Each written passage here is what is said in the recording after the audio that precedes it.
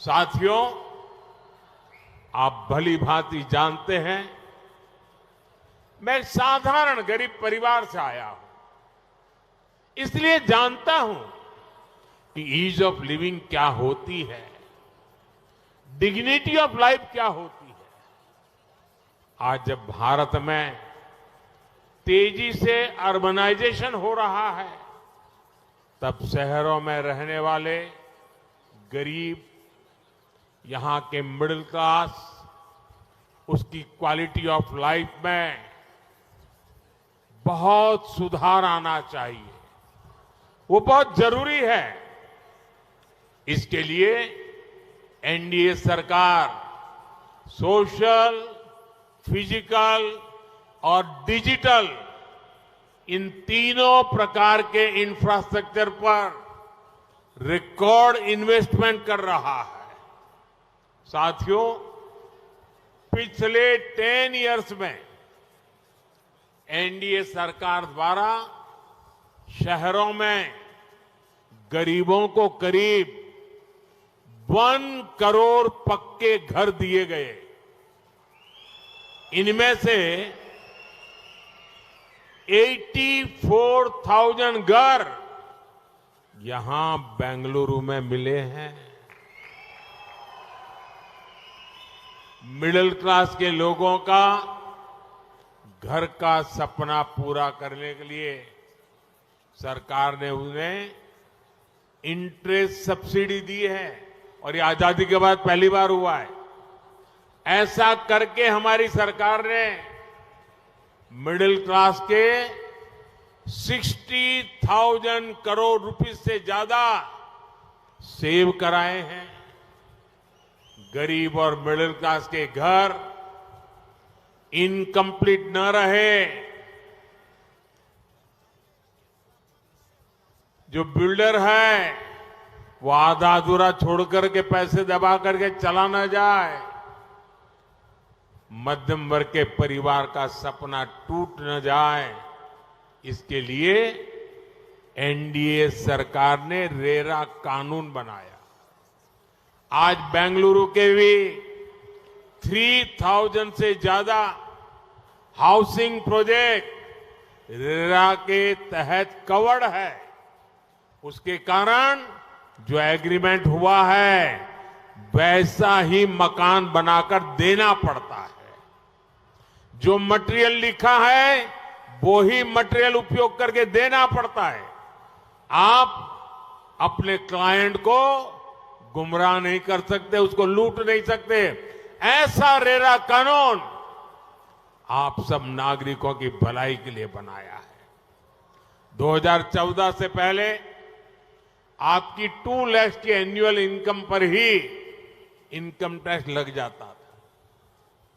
आज आपको 7 लाख रुपीस तक की इनकम पर कोई टैक्स नहीं देना पड़ता। 2014 से पहले अलग अलग तरह के इनडायरेक्ट टैक्सेस आपके कपड़ों का बिल, रेस्टोरेंट में खाने का बिल, हर तरह के खर्चे बढ़ा देते थे। जीएसटी लागू होने के बाद ये इनडायरेक्ट टैक्सेस भी कम हुए हैं। इससे भी आपके थाउजेंड्स ऑफ करोड़ रुपीस खर्च होने से बचे हैं। जो एलईडी बल्ब कभी 400 रुपीस का था, हम उसकी कीमत 400 से 40 रुपीस तक ले आए हैं। अब घर घर में एलईडी बल्ब होने से रोशनी ज्यादा मिलती है। बिजली बिल में मिडिल क्लास के करीब 20,000 करोड़ रुपीस हर साल सेव हो रहे हैं। अब तो एनडीए सरकार ने एक और नई योजना शुरू की है, पीएम सूर्यघर मुफ्त बिजली योजना। इससे इलेक्ट्रिसिटी का आपका बिल जीरो होगा। इतना ही नहीं, इलेक्ट्रिसिटी से कमाई भी होगी। इतना ही नहीं, अब जमाना ईवी का आ रहा है, इलेक्ट्रिक व्हीकल का आ रहा है। उसके कारण आप अपनी स्कूटी हो, स्कूटर हो, कार हो, अगर वो इलेक्ट्रिक व्हीकल है तो उसका चार्जिंग भी घर में करवा सकते हो और आपको घर में चार्जिंग करने के बाद खुद का ट्रांसपोर्टेशन भी करीब करीब फ्यूल का खर्चा जीरो हो जाएगा। साथियों, गरीब और मिडिल क्लास का बहुत बड़ा खर्च हेल्थ रिलेटेड होता है, लेकिन आयुष्मान भारत योजना इसमें गेम चेंजर साबित हुई है। आयुष्मान भारत योजना के चलते आज करोड़ों लोगों को 5 लाख रुपीस तक का फ्री ट्रीटमेंट मिलना सुनिश्चित हुआ है। इससे भी लोगों के 1 लाख करोड़ रुपए सेव हुए हैं। और अब बीजेपी ने अपना जो मैनिफेस्टो घोषित किया है उसमें इस योजना को एक्सपांड कर दिया गया है। देश के हर ऐसे सीनियर सिटीजन्स जिनकी एज 70 इयर्स से ऊपर है, उन्हें भी अब 5 लाख रुपीस तक का फ्री ट्रीटमेंट मिलेगा। और ये फैसला सिर्फ सीनियर सिटीजन्स को ही नहीं, बल्कि हर युवा को भी रिलीफ देगा जो अपने माता पिता की हेल्थ के प्रति चिंतित रहते हैं। एनडीए सरकार ने जो जन औषधि केंद्र खोले हैं उनमें 80% डिस्काउंट पर मेडिसिन मिलती है। इससे भी मिडिल क्लास के करीब 30,000 करोड़ रुपए सेव हुए हैं। साथियों, बेंगलुरु तो डिजिटल इंडिया का इतना बड़ा हब है। भारत की डिजिटल क्रांति में आपकी इतनी बड़ी भूमिका है। आप कल्पना कर सकते हैं कि अगर भारत में मोबाइल डेटा का रेट 2014 वाला ही रहता तो क्या होता। उस समय 1 GB डेटा 250 रुपीस के आसपास होता था। आज 1 GB डेटा 10 रुपीस के आसपास है। अगर 2014 के पहले उस समय का हाल होता तो मोबाइल का जो बिल आज 500 to 700 का आता है, वही 5,000 to 7,000 रुपीस का आता। आप अंदाजा लगा सकते हैं कि आपकी पर मंथ कितनी ज्यादा सेविंग सिर्फ मोबाइल बिल में हो रही है। साथियों, सस्ते डेटा के साथ ही एनडीए सरकार का जोर डेटा गवर्नेंस पर भी है। हमारी सरकार डेटा सिक्योरिटी के लिए बहुत ही स्ट्रांग बिल लेकर आई है। डेटा मोनेटाइजेशन की दिशा में भी भारत तेजी से काम कर रहा है। इससे देश में एक स्ट्रांग सिस्टम बन रहा है। भारत के लिए एआई युग में जाना आसान हुआ है। साथियों, नाड प्रभु केम्पे गौड़ा ने बेंगलुरु को एक शानदार शहर बनाने का सपना देखा था, लेकिन कांग्रेस सरकार ने कुछ ही समय में यहां की सिचुएशन बिगाड़ दी है। कांग्रेस ने टेक सिटी को टैंकर सिटी में बदलकर उसे वाटर माफिया के हवाले कर दिया है। एग्रीकल्चर हो या फिर शहरी इंफ्रास्ट्रक्चर, हर जगह बजट को कट किया जा रहा है। कांग्रेस सरकार का ध्यान सिर्फ करप्शन पर है, बेंगलुरु के लोगों की समस्याओं पर नहीं है। कर्नाटका में सिर्फ सेंट्रल गवर्नमेंट के प्रोजेक्ट तेजी से चल पा रहे हैं। 2014 में नम्मा मेट्रो का नेटवर्क सिर्फ 17 किलोमीटर था, आज 70 किलोमीटर से ज्यादा हो चुका है। बहुत जल्द येलो लाइन भी पूरी हो जाएगी। दशकों से लटके बेंगलुरु सबर्बन प्रोजेक्ट पर काम शुरू हो चुका है। आप सभी को सैटेलाइट टाउन रिंग रोड का लाभ भी मिलना शुरू हो चुका है। भाइयों और बहनों, आज बेंगलुरु के इंटरनेशनल एयरपोर्ट की दुनिया भर में चर्चा होती है। वो दिन दूर नहीं जब भारत के लोग made in India passenger plane में सफर करेंगे। आज वंदे भारत जैसी आधुनिक ट्रेनें ट्रेन ट्रैवल को तेज और कंफर्टेबल बना रही है। वो दिन दूर नहीं जब कर्नाटका को भी बुलेट ट्रेन की हाई स्पीड मिलेगी। साथियों, बीजेपी सरकार ने देश में नए नए सेक्टरों के दरवाजे खोले। इससे युवाओं के लिए बड़ी संख्या में एम्प्लॉयमेंट के अवसर बने हैं। बेंगलुरु को, यहां के प्रोफेशनल्स को इसका बहुत बड़ा लाभ मिला है। हमने स्पेस सेक्टर खोला तो प्राइवेट सेक्टर ने अपना रॉकेट लॉन्च किया। 1.25 लाख से ज्यादा स्टार्टअप्स में युवाओं का सामर्थ्य दिख रहा है। मिशन ग्रीन हाइड्रोजन से इन्वेस्टमेंट की संभावनाएं कई गुना बढ़ गई है। आसान ड्रोन पॉलिसी से मैपिंग, कृषि, रक्षा, मेडिसिन के क्षेत्र में ड्रोन का उपयोग बढ़ा है। 5G के विस्तार से आर्टिफिशियल इंटेलिजेंस और इंटरनेट ऑफ थिंग्स में अवसर बनने लगे हैं। डिजिटल इंडिया अभियान ने लाखों डिजिटल एंटरप्रेन्योर्स तैयार किए।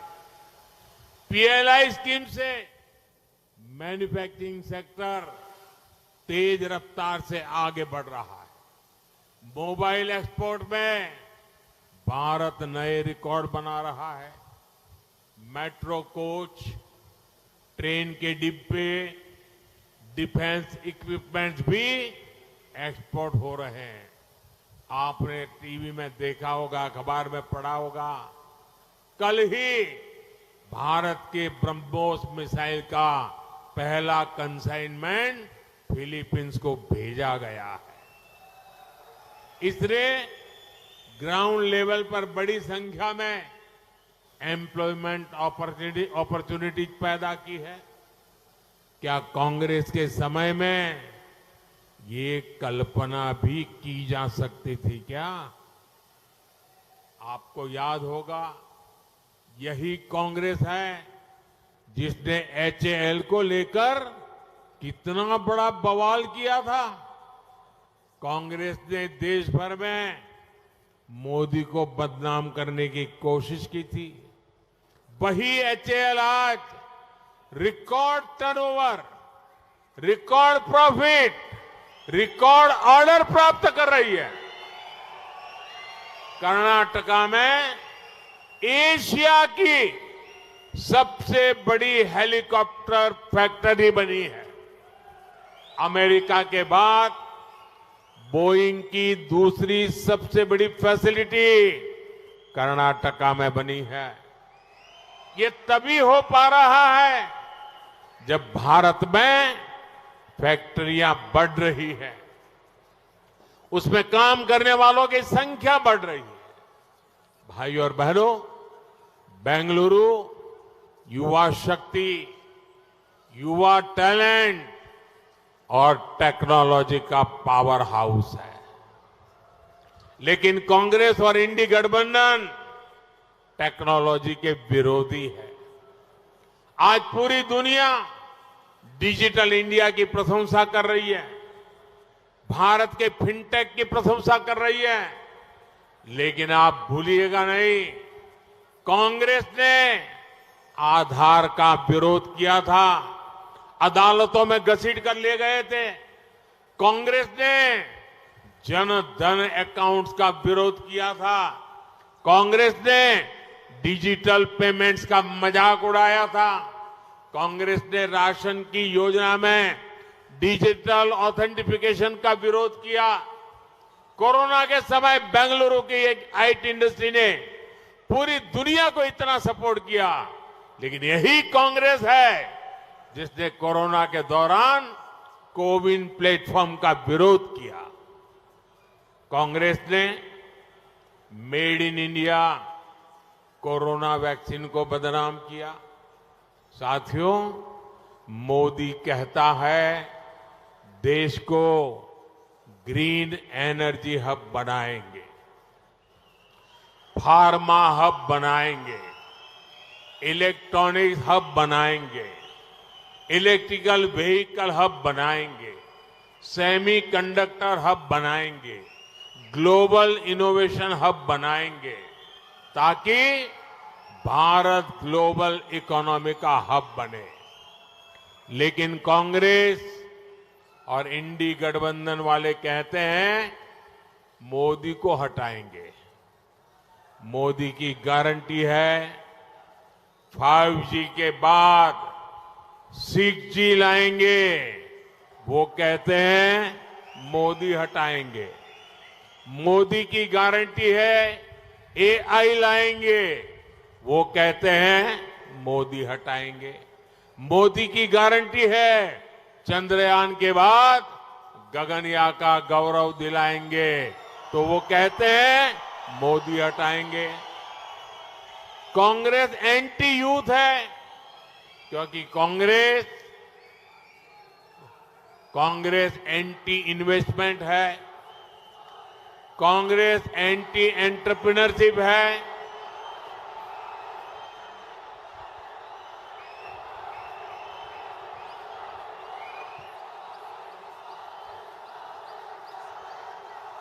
कांग्रेस एंटी प्राइवेट सेक्टर है, कांग्रेस एंटी टैक्स पेयर है, कांग्रेस एंटी वेल्थ क्रिएटर है।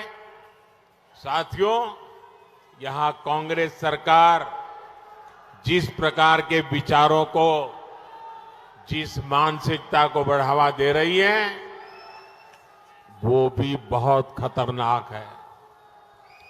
यहां हमारी बेटियों पर हमले हो रहे हैं, बाजारों में बम फूट रहे हैं, भजन कीर्तन सुनने पर भी हमले हो रहे हैं।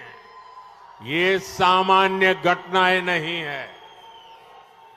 और इसलिए मैं बेंगलुरु के और कर्नाटका के भाइयों से आग्रह करूंगा, ये कांग्रेस से बहुत अलर्ट रहना है।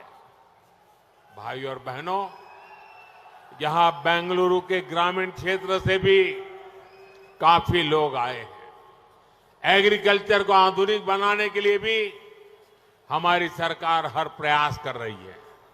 यहां तो हमारे येदियुरप्पा जी मंच पर है, जिन्होंने किसान कल्याण के लिए इतना काम किया है। लेकिन कर्नाटका की कांग्रेस सरकार किसानों की भी विरोधी है। मुझे बहुत दुख है, यहां कर्नाटका में किसानों को दी जा रही 4,000 रुपीज की मदद कांग्रेस सरकार ने बंद कर दी है। लेकिन मोदी की गारंटी है कि पीएम किसान सम्मान निधि के 6,000 रुपीज किसान साथियों को मिलते रहेंगे। केंद्र सरकार ने किसानों के अनाज को स्टोर करने के लिए दुनिया की सबसे बड़ी योजना भी शुरू की है। यहां की रूरल बेल्ट में बड़ी मात्रा में रागी उगाई जाती है। हम रागी जैसे हमारे श्री अन्न को दुनिया के बड़े बाजारों तक पहुंचाने में जुटे हैं।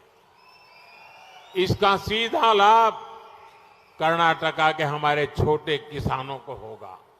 साथियों, ऐसे ही अनेक बड़े संकल्प हैं जो आपके सपने पूरे करने के लिए एनडीए सरकार ने संकल्प लिया है। आपके सपने पूरे करने के लिए ही बीजेपी और जेडीएस साथ आए हैं और इसलिए मैं आपको गारंटी देता हूं, आपके सपने ये मेरा संकल्प है।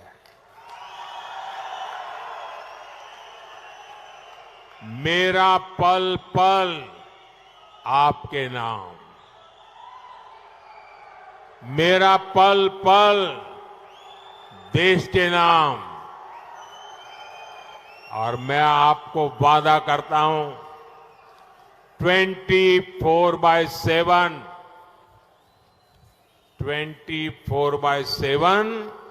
फॉर 2047। और इसलिए 26 अप्रैल को बेंगलुरु नॉर्थ से शोभा जी, बेंगलुरु रूरल से doctor CN Manjunath, Bengaluru central से पीसी मोहन और बेंगलुरु साउथ से युवा साथी भाई तेजस्वी सूर्या को भारी मतों से विजयी बनाना है।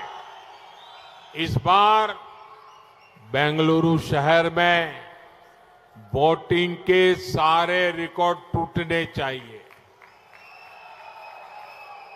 साथियों, वैसे आप सभी के लिए मैंने अपने भाषणों को कन्नड़ा भाषा में ट्रांसलेट करके सोशल मीडिया पर अपलोड करना शुरू किया है। इसमें एआई की मदद ली जा रही है। ट्विटर यानी एक्स ऐप पर नमो इन कन्नड़ा नाम से एक अकाउंट भी है। आप इससे जरूर जुड़े और ज्यादा से ज्यादा लोगों को भी इसके बारे में बताएं। मेरा एक काम करना है, करेंगे? मेरा एक काम करेंगे पक्का? पहले तो ज्यादा से ज्यादा मतदान कराओगे, अपना पोलिंग बूथ जीतोगे, फिर एक मेरा पर्सनल काम करोगे। पर्सनल है, करेंगे। घर घर जाना है और हर घर जाकर कहना है हमारे मोदी जी आए थे और आपको प्रणाम कहा है। मेरा प्रणाम पहुंचा देंगे, मेरा प्रणाम पहुंचा देंगे।